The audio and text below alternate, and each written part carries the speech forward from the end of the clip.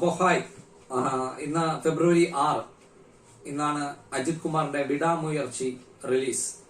മഹിത് തിരുമേനി സംവിധാനം ചെയ്ത് അജിത് കുമാർ, തൃഷ കൃഷ്ണൻ, അർജുൻ സർജ, നമ്മളെ ആക്ഷൻ കിങ് അർജുൻ സർജ അഭിനയിച്ച് 3 പേരും പ്രധാന കഥാപാത്രങ്ങൾ അഭിനയിച്ച സിനിമയാണ് വിടാമുയർച്ചി.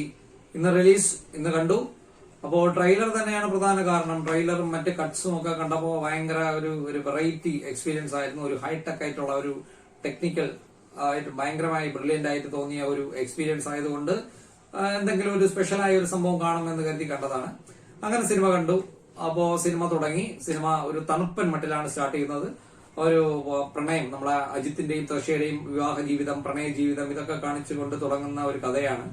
അപ്പോ വളരെ തണുത്ത ഒരു സ്റ്റാർട്ടിംഗ് ആണ്. നമ്മൾ അജിത്തിനെ ഇൻട്രൊഡ്യൂസ് ചെയ്യുന്ന പോലും ഒരു വളരെ സോഫ്റ്റ് ആയിട്ടുള്ള, കൈയടിക്കാനൊന്നും വകയില്ലാത്ത രീതിയിലുള്ള ഒരു ഇൻട്രൊഡക്ഷൻ. അങ്ങനെ അവരുടെ പ്രണയം, മറ്റു കാര്യങ്ങളെ കാണിച്ചു. തുറന്നു പറഞ്ഞാൽ അതൊക്കെ വളരെ ഒരു വല്ലാത്തൊരു പ്രണയമായിരുന്നു. നമുക്ക് ക്രിഞ്ചടിച്ചു പോകുന്ന രീതിയിലുള്ള, അയ്യേ എന്ന് തോന്നുന്ന രീതിയിലുള്ള പണ്ട് കാലത്തെ ഏതോ ഒരു സ്റ്റൈലിഷ് പ്രണയം. നല്ലൊരു ഡയലോഗ് ഇല്ല, പ്രണയത്തിന്റെ സ്റ്റൈല്, പ്രപ്പോസൽ പരിപാടി, ഇതെല്ലാം വളരെ ബോറിംഗ് ആയിട്ട് ഫീൽ ചെയ്തു. പിന്നെ കഥ അങ്ങോട്ട് പോയി. പിന്നെ സംഭവം കഥ അങ്ങോട്ട് പോവുകയാണ്. പോകുമ്പോൾ അതിനുമുമ്പ് ഒരു കാര്യം പറയാം. ഈ സിനിമ 1997 ഹോളിവുഡിൽ ഇറങ്ങിയ ബ്രേക്ക് ഡൗൺ എന്ന് പറയുന്ന ഒരു സിനിമയുടെ റീമേക്ക് ആണ് എന്ന് പറയപ്പെട്ടു. നോക്കിയപ്പോൾ ഞാൻ ബ്രേക്ക് ഡൗൺ കണ്ടിട്ടില്ല. എനിക്ക് എന്റെ കണ്ടന്റ് അറിയാം, കണ്ടന്റും ട്രെയിലറൊക്കെ കണ്ടിട്ടുണ്ട്. അപ്പൊ അങ്ങനെ നോക്കുമ്പോൾ അത് തന്നെയാണ് ഇതിന്റെയും തീമായിട്ട് വരുന്നത്. അതായത് ഭാര്യയും ഭർത്താവും കൂടെ ഉള്ള ഒരു യാത്ര. ആ യാത്രയിൽ വണ്ടിക്ക് ബ്രേക്ക് ഡൗൺ സംഭവിക്കുന്നു. അപ്പോൾ ഭാര്യയെ ലിഫ്റ്റിനെ മറ്റൊരു വണ്ടിയിൽ കയറ്റി വിടുന്നു തൽക്കാലത്തേക്ക്. പിന്നെ ആ ഒരു മൊമെന്റ് മുതൽ ഭാര്യയെ കാണാതാകുന്നു.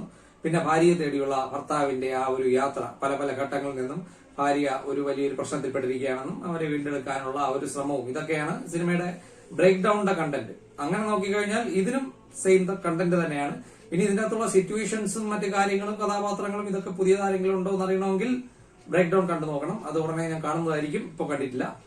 അപ്പോ അങ്ങനെ നോക്കിയാൽ പിന്നെ ഇതിന്റെ ടൈറ്റിൽ വിടാമുയർച്ചി എന്ന് പറഞ്ഞാൽ വിടാത്ത പരിശ്രമം എന്ന് തന്നെയാണ്. നായകന്റെ വിടാത്ത പരിശ്രമം തന്നെയാണ് നടിയെ തിരിച്ചു കിട്ടാൻ വേണ്ടി, അങ്ങനെ കരുതാം.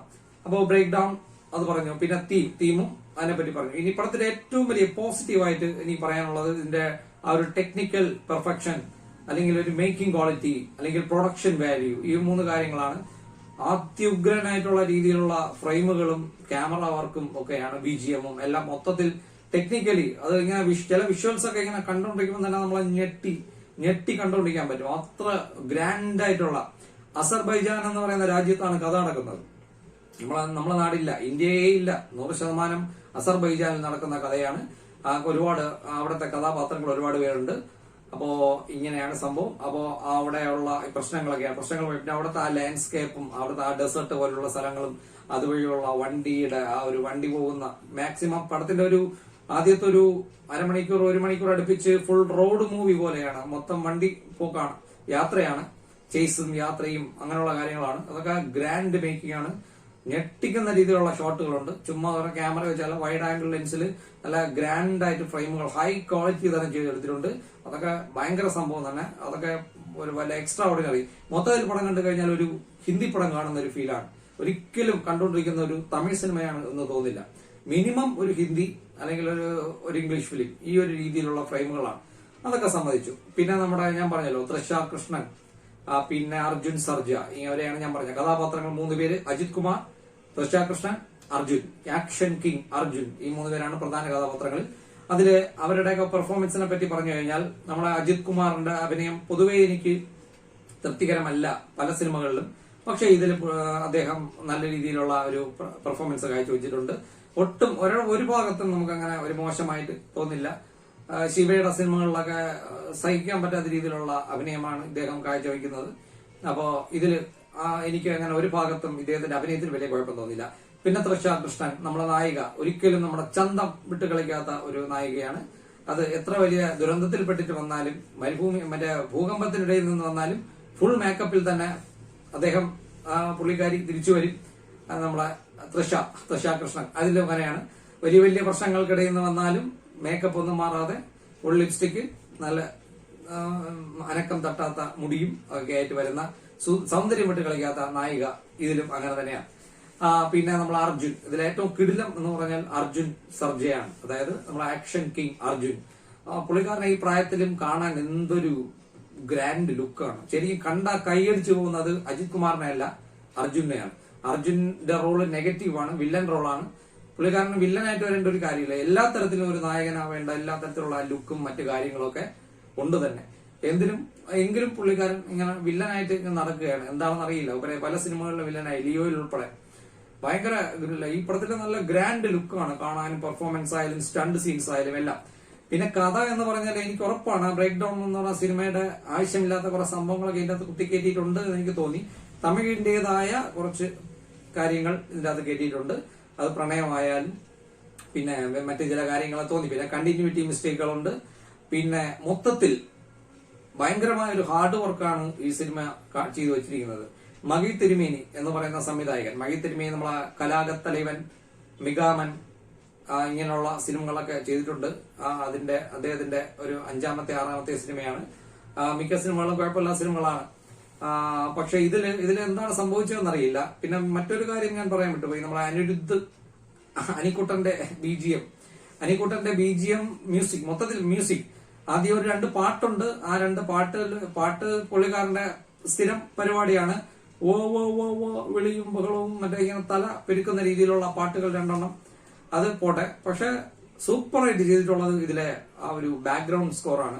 അടിപൊളിയായിട്ട് ചെയ്തിട്ടുണ്ട്. നല്ല നീറ്റായിട്ട് ചെയ്തിട്ടുണ്ട്. ആ പടത്തിന്റെ ആക്ഷനും ആ ഒരു ഇന്റൻസിറ്റി കൂട്ടാൻ വളരെ വെറൈറ്റി ആയിട്ട് നമ്മളെ ഇന്ത്യൻ മ്യൂസിക് ആയിട്ട് ഫീൽ ചെയ്യില്ല ഒരിക്കലും. അസർബൈജാനിൽ നടക്കുന്ന കഥ ആയതുകൊണ്ട് തന്നെ അവിടെയുള്ള ഒരു പാറ്റേണിലുള്ള ഒരു മ്യൂസിക് ആയിട്ട് ഫീൽ ചെയ്യും. ഒരു അറബിക് ടച്ചുള്ള സ്റ്റൈലിഷ് ആയിട്ടുള്ള കുറെ മ്യൂസിക്കുകൾ നല്ല രസമുണ്ട്. അത് ബിജിഎം ഒക്കെ പക്കയാണ്, സൗണ്ട് മിക്സ് ഒക്കെ പക്കയാണ്.